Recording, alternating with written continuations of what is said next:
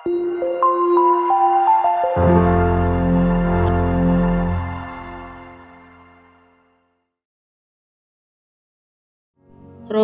അധ്യായം 13. അധികാരത്തോടെ വിധേയത്വം. ഓരോരുത്തരും മേലധികാരികൾക്ക് വിധേയനായിരിക്കട്ടെ. എന്തെന്നാൽ ദൈവത്തിൽ നിന്നല്ലാതെ അധികാരമില്ല. നിലവിലിരിക്കുന്ന അധികാരങ്ങൾ ദൈവത്താൽ സ്ഥാപിതമാണ്.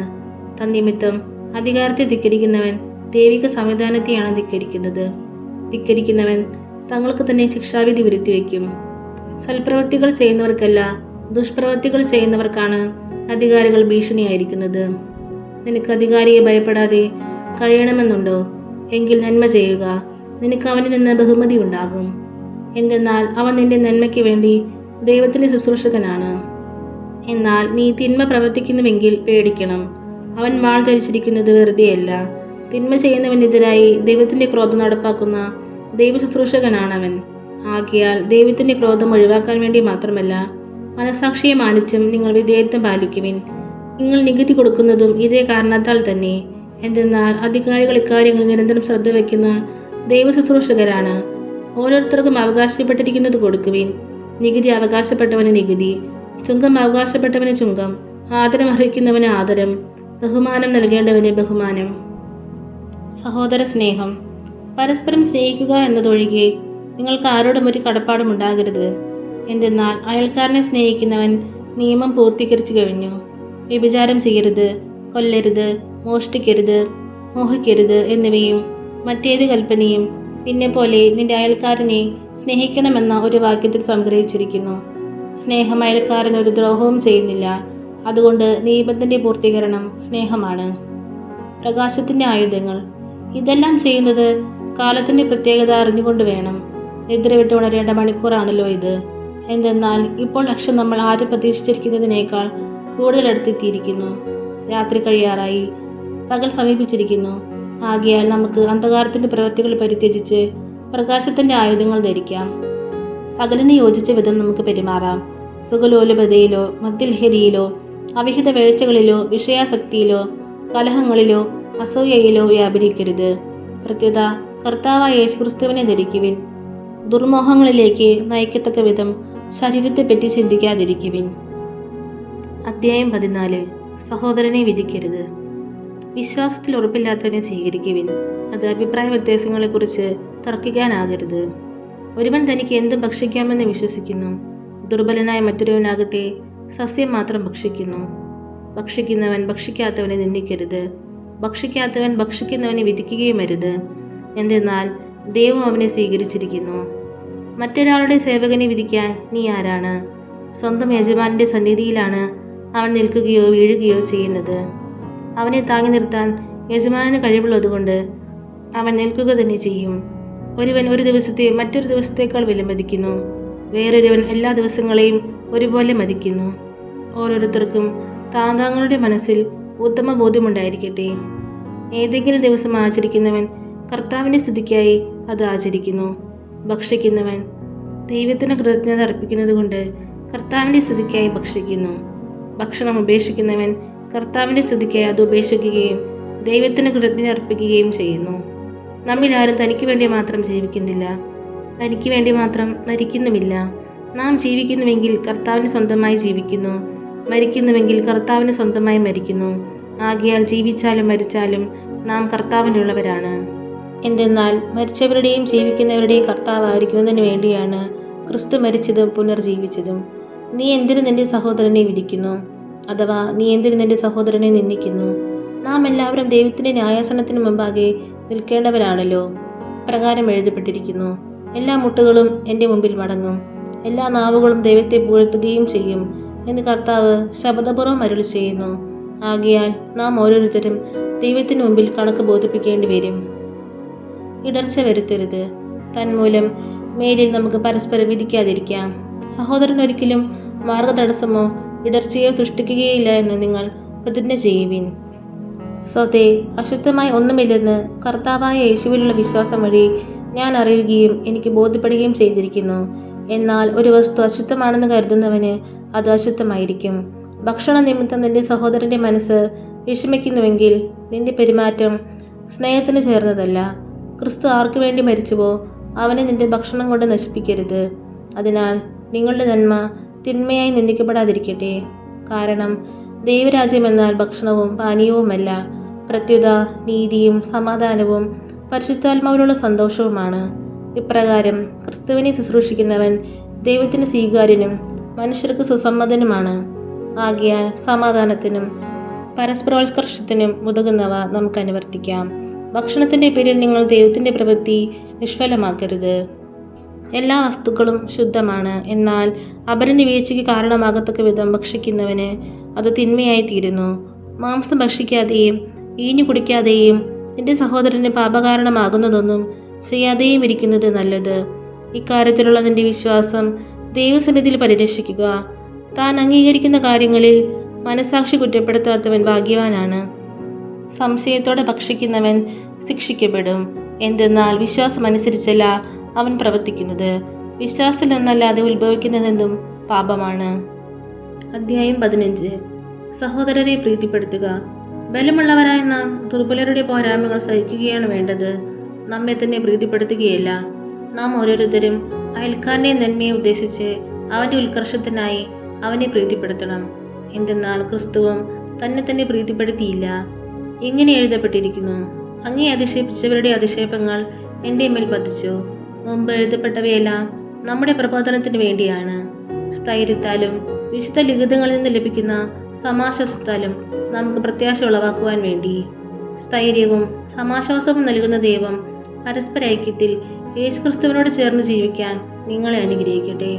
അങ്ങനെ നിങ്ങൾ ഒത്തൊരുമിച്ച് ഏകസ്വരത്തിൽ നമ്മുടെ കർത്താവായ യേശുക്രിസ്തുവിൻ്റെ ദൈവവും പിതാവുമായവനെ മഹത്വപ്പെടുത്താൻ ഇടയാകട്ടെ. ഐക്യത്തിന് ആഹ്വാനം. ആകയാൽ ദൈവമഹത്വത്തിനായി ക്രിസ്തു നിങ്ങളെ സ്വീകരിച്ചതുപോലെ നിങ്ങൾ അന്യോന്യം സ്വീകരിക്കുവിൻ. ദൈവത്തിൻ്റെ സത്യനിഷ്ഠ വെളിപ്പെടുത്താൻ വേണ്ടി ക്രിസ്തു പരിച്ഛേദിതർക്ക് ശുശ്രൂഷകനായി എന്ന് ഞാൻ നിങ്ങളോട് പറയുന്നു. അങ്ങനെ പിതാക്കന്മാരോട് ചെയ്ത വാഗ്ദാനം സ്ഥിരീകരിക്കപ്പെട്ടു.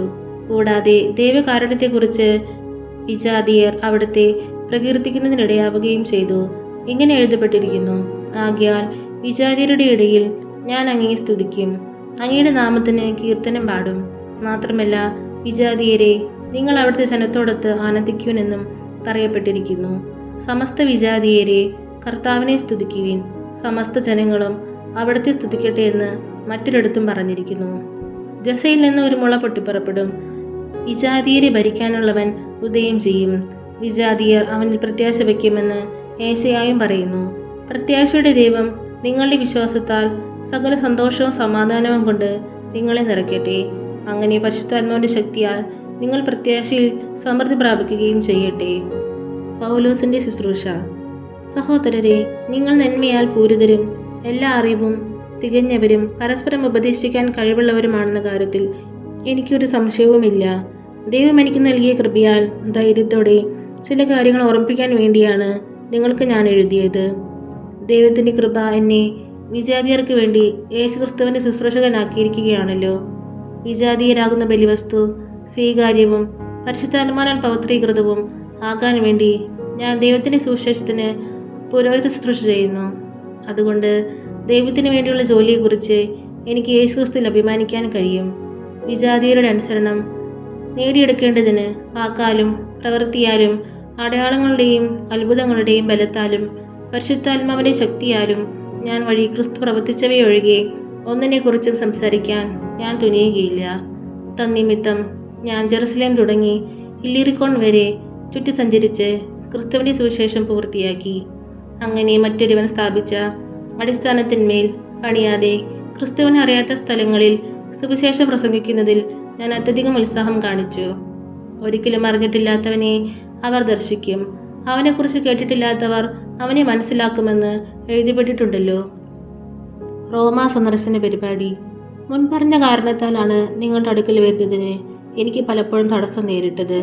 ഇപ്പോഴാകട്ടെ എനിക്ക് ഈ പ്രദേശങ്ങളിൽ പ്രവർത്തനത്തിനുള്ള സാധ്യതയൊന്നുമില്ല. നിങ്ങളുടെ അടുക്കൽ വരാൻ പല വർഷങ്ങളായി ഞാൻ ആഗ്രഹിക്കുകയും ചെയ്യുന്നു. അതുകൊണ്ട് സ്പെയിനിലേക്കുള്ള യാത്രക്കിടയിൽ നിങ്ങളെ കാണാമെന്നും നിങ്ങളുടെ സഹവാസം ഞാൻ കുറേ കാലം ആസ്വദിച്ചതിന് ശേഷം നിങ്ങൾ എന്നെ അങ്ങോട്ട് യാത്രയാക്കുമെന്നും പ്രതീക്ഷിക്കുന്നു. ഇപ്പോൾ ഞാൻ വിശുദ്ധരെ സഹായിക്കാൻ ജെറുസലേമിലേക്ക് പോവുകയാണ്. എന്തെന്നാൽ ജെറുസലേമിലെ വിശുദ്ധരിൽ നിർധനരായവർക്ക് കുറെ സംഭാവന കൊടുക്കാൻ മക്കതോനിയായാലും അക്കായായാലുമുള്ളവർ സന്മനസ് പ്രകടിപ്പിച്ചിരിക്കുന്നു. അവർ സന്തോഷത്തോടെയാണ് ചെയ്തിരിക്കുന്നത്. അവർക്കതിന് കടപ്പാടുമുണ്ട്. എന്തെന്നാൽ അവരുടെ ആത്മീയ അനുഗ്രഹങ്ങളിൽ പങ്കുകാരായ വിജാതീയർ ഭൗതിക കാര്യങ്ങളിൽ അവരെ സഹായിക്കേണ്ടതാണ്. അതുകൊണ്ട് ഞാൻ ഈ ജോലി പൂർത്തിയാക്കുകയും ശേഖരിച്ചത് അവരെ ഏൽപ്പിക്കുകയും ചെയ്തിട്ട് നിങ്ങളുടെ അടുത്ത് വന്ന് ആ വഴി സ്പെയിനിലേക്ക് പോകും. ഞാൻ അവിടെ വരുന്നത് ക്രിസ്തുവിൻ്റെ സമ്പൂർണ്ണമായ അനുഗ്രഹത്തോടെയായിരിക്കുമെന്ന് എനിക്കറിയാം. സഹോദരരെ, നമ്മുടെ കർത്താവായ യേശുക്രിസ്തുവിൻ്റെയും ആത്മാവിൻ്റെ സ്നേഹത്തിൻ്റെയും പേരിൽ ഞാൻ നിങ്ങളോട് അപേക്ഷിക്കുന്നു. എനിക്ക് വേണ്ടി ദൈവത്തോടുള്ള പ്രാർത്ഥനകളിൽ എന്നോടൊപ്പം നിങ്ങളും ഉത്സുകരായിരിക്കണം. അത് യൂദയായിലുള്ള അവിശ്വാസികളിൽ നിന്ന് ഞാൻ രക്ഷപ്പെടുന്നതിനും ജെറുസലേമിൽ എൻ്റെ ശുശ്രൂഷ വിശുദ്ധർക്ക് സ്വീകാര്യമാകുന്നതിനും വേണ്ടിയാണ്. അങ്ങനെ ദൈവഹിതമനുസരിച്ച് ഞാൻ സന്തോഷപൂർവ്വം നിങ്ങളുടെ അടുത്തെത്തുകയും നിങ്ങളുടെ സഹവാസത്തിൽ ഉന്മേഷഭരിതനാവുകയും ചെയ്യും. സമാധാനത്തിൻ്റെ ദൈവം നിങ്ങളെല്ലാവരോടും കൂടി ഉണ്ടായിരിക്കട്ടെ. ആമേൻ. അധ്യായം 16. വ്യക്തികൾക്ക് അഭിവാദനങ്ങൾ. കെങ്കറയിലെ സഭയിൽ ശുശ്രൂഷകയായ നമ്മുടെ സഹോദരി ഫോയ്ബയെ നിങ്ങൾക്ക് ഞാൻ പരമേൽപ്പിക്കുന്നു. വിശുദ്ധർക്ക് ഉചിതമായ വിധം കർത്താവിൽ നിങ്ങൾ അവളെ സ്വീകരിക്കണം. അവൾക്ക് ആവശ്യമുള്ള ഏത് കാര്യത്തിലും അവളെ സഹായിക്കണം. എന്തെന്നാൽ അവൾ പലരെയും എന്ന പോലെ എന്നെയും സഹായിച്ചിട്ടുണ്ട്. യേശു ക്രിസ്തുവിൽ എൻ്റെ സഹപ്രവർത്തകരായ പ്രിസ്കായ്ക്കും അക്വിലായ്ക്കും വന്ദനം പറയുവിൻ. അവർ എൻ്റെ ജീവന് വേണ്ടി തങ്ങളുടെ ജീവൻ പണയപ്പെടുത്തിയവരാണ്. ഞാൻ മാത്രമല്ല, വിജാതീയരുടെ സകല സഭകളും അവർക്ക് നന്ദി പറയുന്നു. അവരുടെ ഭവനത്തിൽ സമ്മേളിക്കുന്ന സഭയ്ക്കും വന്ദനം പറയുവിൻ. ഏഷ്യയിൽ ക്രിസ്തുവിനുള്ള ആദ്യഫലമായ എൻ്റെ പ്രിയപ്പെട്ട എപ്പായിനേത്തോസിനെ അഭിവാദനം ചെയ്യുവിൻ. നിങ്ങളുടെ ഇടയിൽ കഠിനാധ്വാനം ചെയ്ത മറിയത്തിനും വന്ദനം പറയുവിൻ. എൻ്റെ ബന്ധുക്കളും എന്നോടുകൂടെ കാരാഗൃഹവാസം അനുഭവിച്ചവരുമായ അന്ത്രോണിക്കോസിനും യൂണിയസിനും അഭിവാദനം നൽകുവിൻ. അവർ അപ്പസ്തോല ഗണത്തിലെ പ്രമുഖരും എനിക്ക് മുമ്പേ ക്രിസ്ത്യാനികളായവരുമാണ്. കർത്താവിൽ എൻ്റെ പ്രിയപ്പെട്ട ആംബ്ലിയത്തോസിന് ആശംസകൾ അർപ്പിക്കുവിൻ. ക്രിസ്തുവിൽ നമ്മുടെ സഹപ്രവർത്തകനായ ഉർബാനോസിനും എൻ്റെ പ്രിയപ്പെട്ടവനായ സ്താക്കീസിനും വന്ദനമേകുവിൻ.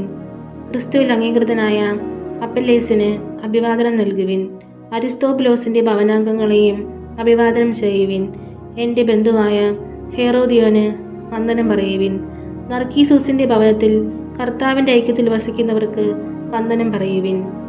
കർത്താവിൽ അധ്വാനിക്കുന്നവരായ ത്രിഫേനായ്ക്കും ത്രിഫോസായ്ക്കും മംഗളം ആശംസിക്കുവിൻ. കർത്താവിൽ കഠിനാധ്വാനം ചെയ്ത എൻ്റെ പ്രിയപ്പെട്ട പേർസിസിന് മംഗളം നൽകുവിൻ. കർത്താവിൽ തിരഞ്ഞെടുക്കപ്പെട്ട റൂഫസിനും അവൻ്റെ അമ്മയ്ക്കും വന്ദനം പറയുവിൻ. അവൾ എൻ്റെയും അമ്മയാണ്. അസിൻക്രിത്തോസ്, ഫ്ലേഗോൺ, ഹെർമസ്, പത്രോബാസ്, ഹെർമാസ് എന്നിവർക്കും അവരുടെ കൂടെയുള്ള സഹോദരർക്കും അഭിവാദനം അർപ്പിക്കുവിൻ. ഫിലോലോഗാസിനും യൂലിയായ്ക്കും നെരയൂസിനും അവൻ്റെ സഹോദരിക്കും ഒളിമ്പാസിനും അവരോട് കൂടെയുള്ള സകല വിശുദ്ധർക്കും വന്ദനം പറയുവിൻ. വിശുദ്ധ ചുംബനത്താൽ അന്യോന്യം വന്ദനം പറയുവിൻ. ക്രിസ്തുവിൻ്റെ സമസ്ത സഭകളും നിങ്ങൾക്ക് ആശംസകൾ അയക്കുന്നു. സമാപനാശംസകൾ. സഹോദരരെ, നിങ്ങൾ പഠിച്ച തത്വങ്ങൾക്ക് വിരുദ്ധമായി വിളർപ്പുകളും ദുർമാതൃകകളും ഉണ്ടാക്കുന്നവരെ ശ്രദ്ധിച്ചു കൊള്ളണമെന്ന് ഞാൻ നിങ്ങളോട് അപേക്ഷിക്കുന്നു. അവരെ നിരാകരിക്കുവിൻ. അങ്ങനെയുള്ളവർ നമ്മുടെ കർത്താവായ ക്രിസ്തുവിനെയല്ല, തങ്ങളുടെ തന്നെ ഉദരങ്ങളെയാണ് ശുശ്രൂഷിക്കുന്നത്. ആകർഷകമായ മുഖസ്തുതി പറഞ്ഞ് അവർ സരളചിത്തരെ വഴിപിഴപ്പിക്കുന്നു. നിങ്ങളുടെ അനുസരണം എല്ലാവർക്കും അറിവുള്ളതാണ്. അതുകൊണ്ട് ഞാൻ നിങ്ങളെക്കുറിച്ച് സന്തോഷിക്കുന്നു. നിങ്ങൾ നല്ല കാര്യങ്ങളിൽ അറിവുള്ളവരും തിന്മയുടെ മാലിന്യം ഏശാത്തവരുമായിരിക്കണമെന്ന് ഞാൻ ആഗ്രഹിക്കുന്നു. സമാധാനത്തിൻ്റെ ദൈവം ഉടൻ തന്നെ പിശാചിനെ നിങ്ങളുടെ കാൽക്കീഴിലാക്കി തകർത്ത് കളയും. നമ്മുടെ കർത്താവായ യേശുക്രിസ്തുവിൻ്റെ കൃപ നിങ്ങളോട് കൂടെ ഉണ്ടായിരിക്കട്ടെ. എൻ്റെ സഹപ്രവർത്തകനായ തിമോത്തയോസും എൻ്റെ ബന്ധുക്കളായ ലൂസിയൂസും യാസോനും സൊസിപാത്തറും ഞങ്ങൾക്ക് വന്ദനം പറയുന്നു. ഈ ലേഖനത്തിൻ്റെ എഴുത്തുകാരനായ ഞാൻ തേർത്തിയോസ് കർത്താവിൻ്റെ നാമത്തിൽ നിങ്ങൾ അഭിവാദനം ചെയ്യുന്നു. എൻ്റെയും സഭ മുഴുവൻ്റെയും ആതിഥേയനായ ഗായിയോസ് നിങ്ങൾക്ക് വന്ദനം പറയുന്നു. നഗരത്തിലെ ഖജനാവുകാരനായ എറാസ്തൂസും സഹോദരനായ കാർത്തൂസും നിങ്ങൾക്ക് വന്ദനം പറയുന്നു. എൻ്റെ സുവിശേഷമനുസരിച്ചും യേശുക്രിസ്തുവിനെക്കുറിച്ചുള്ള പ്രഘോഷണമനുസരിച്ചും രഹസ്യത്തിൻ്റെ വെളിപാടനുസരിച്ചും നിങ്ങളെ ബലപ്പെടുത്താൻ കഴിവുള്ളവനാണ് ദൈവം. യുഗയുഗാന്തരങ്ങളായി നിഗൂഢമായിരുന്ന രഹസ്യം അവിടുന്ന് പ്രവാചകന്മാരുടെ ലിഖിതങ്ങൾ വഴി ഇപ്പോൾ വെളിപ്പെടുത്തി. ഈ രഹസ്യം നിത്യനായ ദൈവത്തിൻ്റെ ആജ്ഞ അനുസരിച്ച് വിശ്വാസത്തിൻ്റെ അനുസരണത്തിനായി സകല ജനപദങ്ങൾക്കും അറിയപ്പെട്ടിരിക്കുകയാണ്. സർവജ്ഞനായ ആ ഏകദൈവത്തിന് യേശു ക്രിസ്തു വഴി എന്നേക്കും മഹത്വമുണ്ടായിരിക്കട്ടെ. ആമേൻ.